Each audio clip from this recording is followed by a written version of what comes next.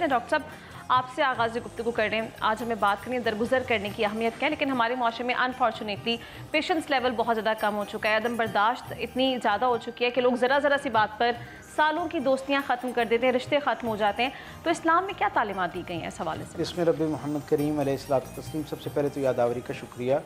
और सच्ची बात यह है कि मैं इस मुआशरे का हिस्सा होते हुए जब इसके मसाइल की तरफ तवज्जो देता हूँ तो यकीन माने रवैयों की बुनियाद पर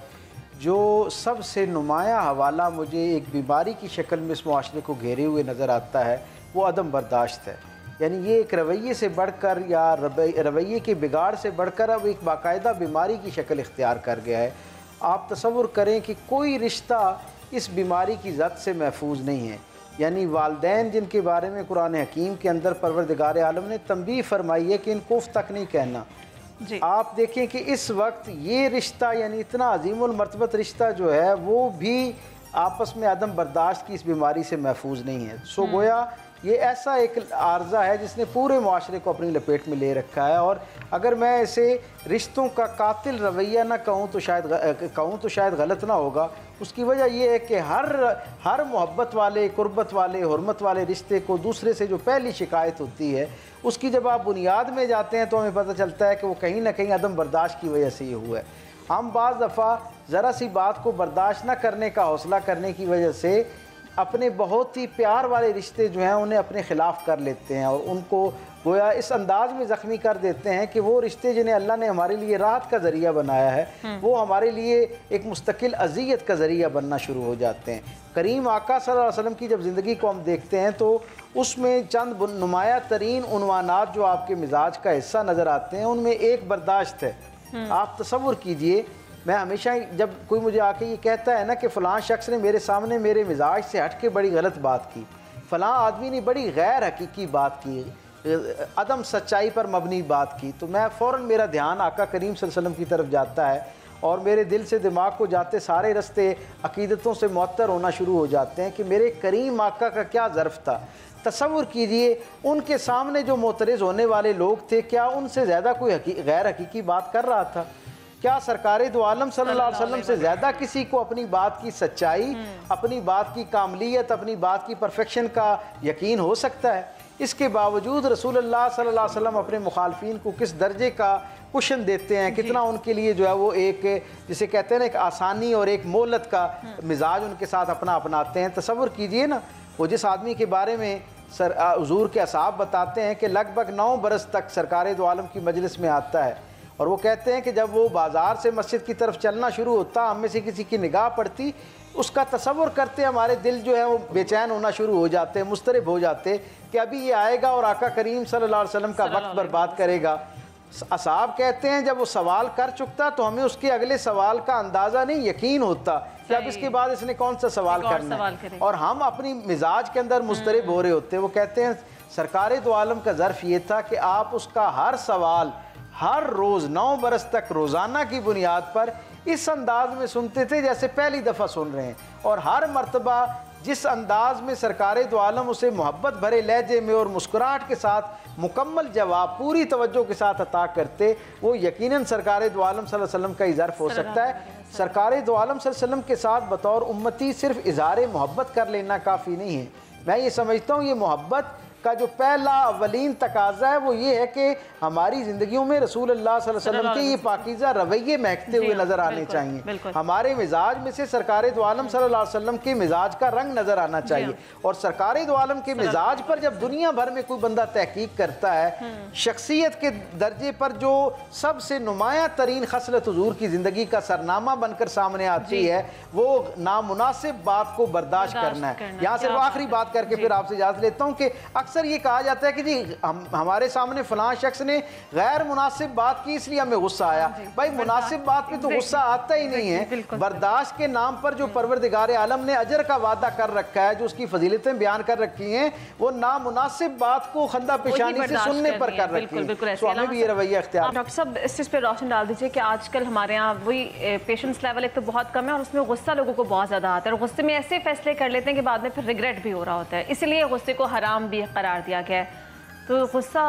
किस तरह के गलत काम इंसान से करवा देते? बस सादा सी बात है, जब आप सामने वाले शख्स को यानी अपने हुकूक हासिल करते वक्त इंसान नहीं समझ रहे होते, तो मैं समझता हूँ ये मसाइल पैदा होते। अगर वाक़तन आप ये समझें कि जिस शख्स के साथ आपका मामला दरपेश है वो भी इंसान है, उसकी भी कुछ हुदूद क़ुयूद हो सकती हैं, उसकी भी कुछ जज्बात एहसासात हो सकते हैं, वो भी किसी वक्त गलती कर सकता है। जैसी गलती पर माफ़ी की तवक्को हम अपने परवरदिगार आलम से और अपने गिरदो पेश के रिश्तों से रखते हैं, जिस तरह की तवक्को, अगर वो तवक्को हम लौटाना शुरू कर दें अमली तौर पर, लोगों को उनकी जो गलतियां हैं उनके ऊपर माफ़ करना शुरू कर दें, उनके लिए कुशादगी पैदा करना शुरू कर दें, उन्हें इंसान समझते हुए उनसे गलती का इम्कान अपने दिल में यानी उसे हकीकी एक तसव्वुर समझते हुए आप उनसे डील करें तो गुस्सा आता ही नहीं है। फिर दूसरी बात, मैं नहीं समझता जिस शख्स ने ये बात सुन रखी है कि गुस्से का आगाज़ हमेशा जो है वो हमाकत से होता है और इसका अंजाम हमेशा नदामत पर होता है, वो आदमी तो अपनी ज़िंदगी में हर लम्हा ये कोशिश करता है कि अपने आप को गुस्से से बाहर निकाल सके। और ये जो गुस्सा है, मैं ये समझता हूँ ये अदम बर्दाश्त के इजहार और ऐलान का नाम है। दुनिया भर के अंदर इंसानों के मिजाज और मुआशरों की जो आपस में ग्रेडेशन है उसके हवाले से जब कभी बात होगी ना, तो तहज़ीब जो है उसका बुनियादी म्यार करार दिया जाता है। और तहज़ीब कहाँ से जो है उसे चेक किया जाता है कि कौन सा मुआशरा ज़्यादा तहज़ीब याफ्ता है और कौन सा कम तहज़ीब याफ्ता है। जिन मुआशरों के अंदर बर्दाश्त का दर्जा यानी बेहतर और एक आइडियल लेवल पर होता है, वो मुआशरे तहज़ीब याफ्ता और आइडियल मुआशरे कहलाते हैं। बिल्कुल इसी तरह जो अफराद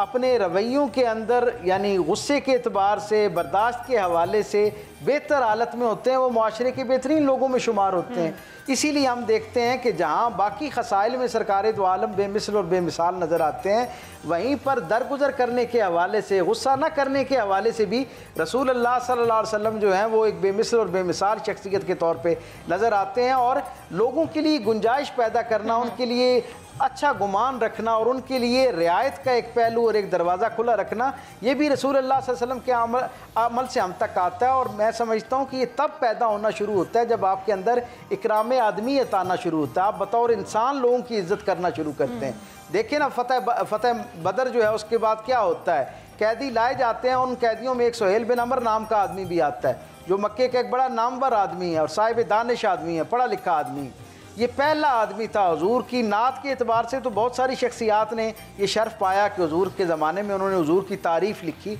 ये वो बदबख्त उस ज़माने में यानी बदबख्ती का आलम ये था कि ये वाहिद आदमी था जिसने मुजल्लद शक्ल में हुजूर की हजू लिखी है, यानी हुजूर की शान में गुस्ताखी की जो शायरी थी वो इतनी ज़्यादा उसने लिखी कि वो एक मुजल्लद शक्ल, एक किताब की शक्ल इख्तियार कर गई थी। करीम आका सल्लल्लाहु अलैहि वसल्लम के सामने जब हमला आवर होने के बाद कैदी होके पसपा होके मस्जिद नबी में पहुंचता है, तो हज़रत उमर फ़ारूक कहते हैं इसने मेरे रसूल सल्लल्लाहु अलैहि वसल्लम की इतनी शान में गुस्ताखी कर रखी है कि हुजूर अगर आप मुझे इजाज़त दें तो मैं इसको कत्ल कर दूं। अल्लाह के रसूल इजाज़त नहीं अता फरमाते और फिर दूसरे दिन बेचैन होकर हज़रत उमर फ़ारूक कहते हैं या रसूल अल्लाह मेरा दिल ठंडा नहीं होता, अगर आप मुझे इजाज़त दें मेरा दिल इस बात से ठंडा होगा, इसे कत्ल करने की नहीं इजाज़त देते तो कम अज़ कम मैं इसके सामने के 2 दांत तोड़ दूँ ताकि जहाँ से ये गुजरे इसे पता चले कि ये रसूल अल्लाह का गुस्ताख था और हुजूर से मोहब्बत करने वाले लोगों ने इसको किस तरह जो है ना निशान इबरत बनाया। मेरे करीम आका का जवाब सुने, हुजूर ने फरमाया मैं लोगों के चेहरे बिगाड़ने के लिए दुनिया में नहीं भेजा गया,